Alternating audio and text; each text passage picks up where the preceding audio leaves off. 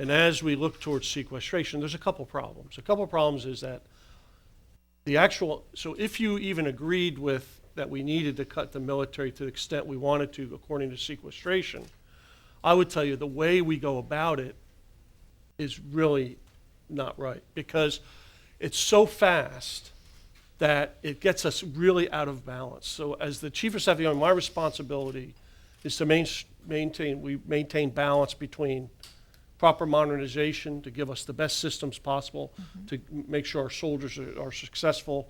Second is to make sure we maintain a certain level of readiness so when we're called upon, we're prepared. And then the third piece is the end strength that we think is appropriate.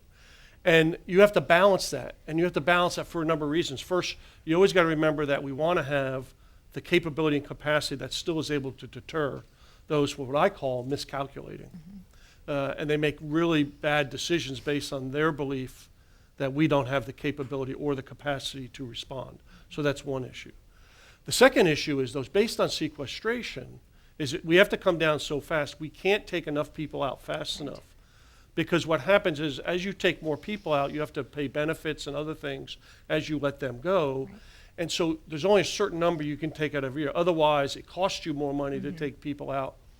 So what we have to do over the next 2 or 3 years is we have this imbalance where it's going to affect specifically modernization and readiness. So as I look ahead here, people often ask me, what keeps me up at night? What keeps me up at night is if I'm asked to deploy 20,000 soldiers somewhere, I'm not sure I can guarantee you that they're trained to the level that I think they should be over the next 2 or 3 years because of the way sequestration is being enacted. And that's really of a concern for me, because what does that mean? That means that yes, we'll still send soldiers. Yes, we'll be able to train them to a lower level and they'll be individually ready, but they will not have been able to train collectively the way we would like. So what does that mean? That means operations would take longer, but most importantly, it probably equals more casualties.